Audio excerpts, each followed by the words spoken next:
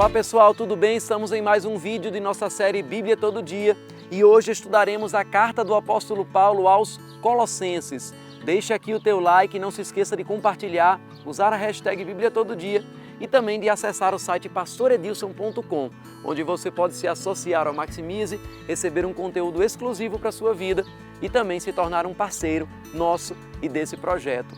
Nós vemos que Paulo nunca provavelmente visitou Colossos, uma pequena cidade na província da Ásia, cerca de 160 quilômetros de Éfeso. Essa igreja foi uma consequência do trabalho de Paulo durante os 3 anos que esteve em Éfeso, que espalhou o evangelho por toda a Ásia e provavelmente a igreja de Colossos foi fundada por Epáfras, um discípulo do apóstolo Paulo.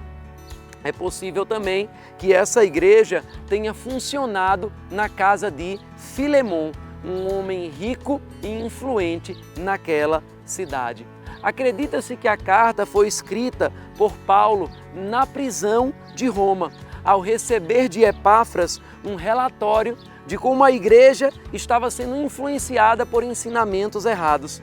Ele queria exortar a igreja a permanecer naquilo que tinha recebido. E então, no capítulo 2, dos versículos 4 a 10, o apóstolo Paulo afirma: Eu lhes digo isto, para que ninguém os engane com argumentos que só parecem convincentes, porque embora esteja fisicamente longe de vocês, em espírito estou presente e me alegro em ver como estão vivendo em ordem e como está firme a fé que vocês têm em Cristo. Portanto, assim como vocês receberam Cristo Jesus, o Senhor, continuem a viver nele, enraizados e edificados nele, firmados na fé, como foram ensinados, transbordando de gratidão.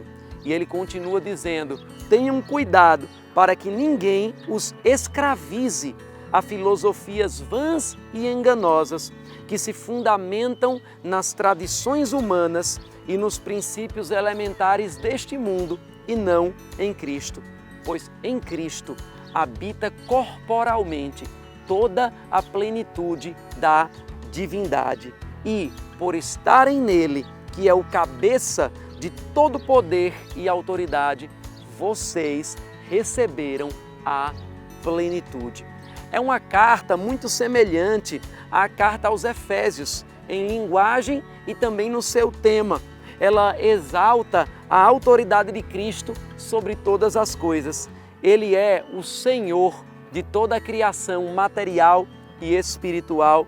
Ele é o cabeça da igreja. Ele é, como aqui a carta diz, tudo em todos. E ele venceu todos os poderes espirituais por mim e por você.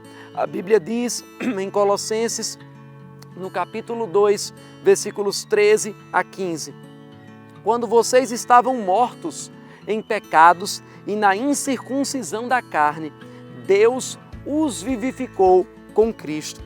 Ele nos perdoou todas as transgressões e cancelou a escrita de dívida que consistia em ordenanças e que nos era contrária.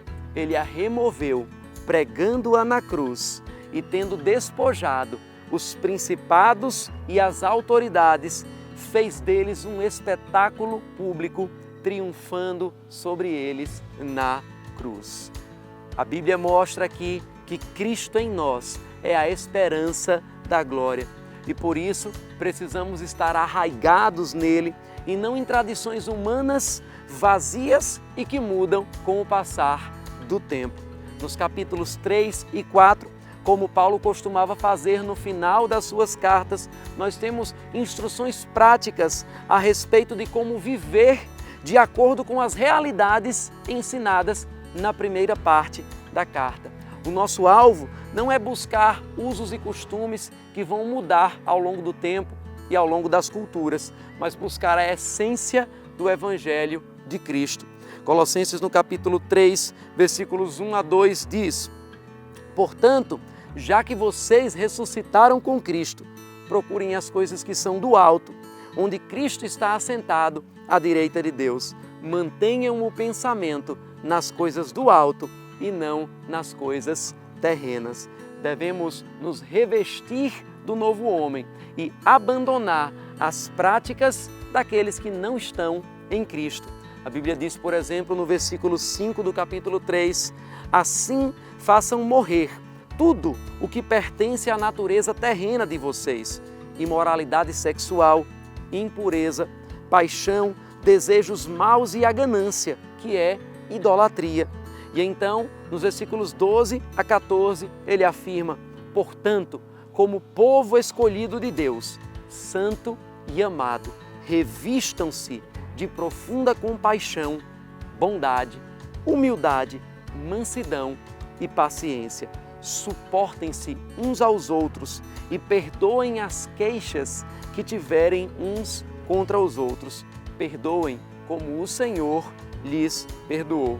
Acima de tudo, porém, revistam-se do amor, que é o elo perfeito, ou em algumas versões, o vínculo da perfeição.